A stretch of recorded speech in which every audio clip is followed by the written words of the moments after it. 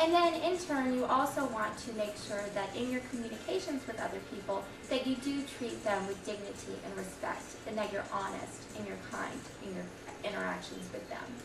And now we're actually going to move on to a role-playing scenario that Claudia is actually going to present to you, which we show interpersonal unfairness first, related to cultural issues, and then we present to you interpersonal fairness, a way where the situation could have been better had there been more fairness in the interactions. Hi, my name is Claudia, and I would like to share with you an experience I had at the workplace about a year ago. It was a time where I felt ostracized or different because I did something a little bit differently than the rest of my peers. But before we go ahead and play a reenactment for you of the situation, I'd like you to take a moment to think about a time where you felt you were treated unfairly because you did something a little bit differently than others would do. Hey, a group was signed up to go to the Bay Cleanup over in Tampa. You want to go? Yeah, that sounds great. I definitely would like to go, but I just have to check with my family first. No. You don't understand, Claudia. It's going to be great. We're going to have a barbecue and a lot of fun activities to do afterwards. Hey, Letitia, tell her how fun it's going to be. It's going to be so much fun. You have to come. Woohoo! You see? Wow. Tell me you'll go. I really want to. I really want to go. Well, we have to have a head count by lunchtime, so let me know. I'm going to have to check with my family first, so... Whoa, Claudia. How old are you? I'm 23 years old. Well then, shouldn't you be making your own decisions? It's just not like that. Claudia, if you don't want to go, just say it. Alright? Don't make up an excuse and hide behind it. Man. On the average, Hispanic in Spanish culture is very collective, very close-knit.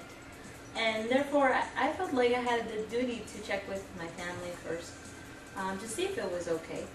For example, they might have needed me to pick up a niece or nephew from school, or we might have had an important family function to go to. So checking with them would have been my #1 priority.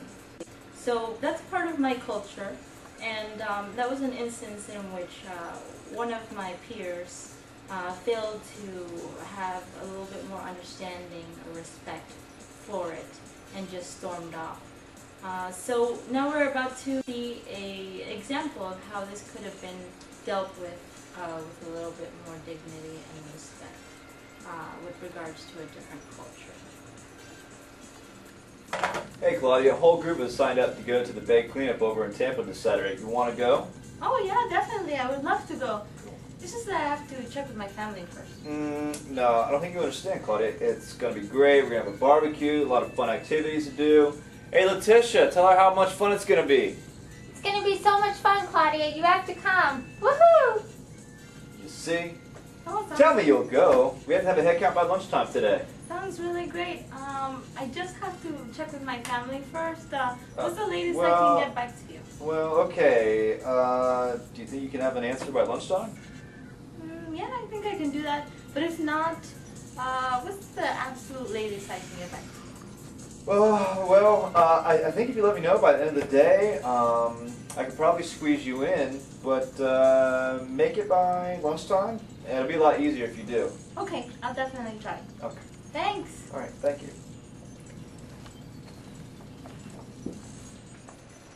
As a result of that interaction, an awkward situation was avoided. My culture was respected, and as a result I would have probably formed better relationships with those peers of mine. I probably would have stayed longer with the organization. So those are some things to take into consideration. It's always important to remember to treat others with respect as equals despite any cultural differences that they might have, as it is a way that we would like to be treated ourselves if we were in that situation. And now I'm going to hand it off to Rebecca.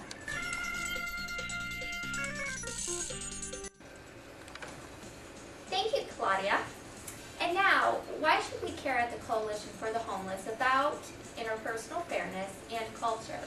Well, think about what Claudia first asked you to do when she said, reflect on a situation where somebody else made you feel different, or they were interpersonally unfair to you based on not just a cultural difference, but perhaps gender issues, religion issues, any of those factors that made you feel different. If you can think about the reaction that you had, you might remember feeling angry or frustrated. You might also remember some of the actions that you wanted to take after experiencing that interaction with the person who treated you unfairly. Perhaps you wanted to retaliate against that person. Perhaps you wanted to seek revenge against them, or to do something else simply to make yourself feel better about the situation that occurred.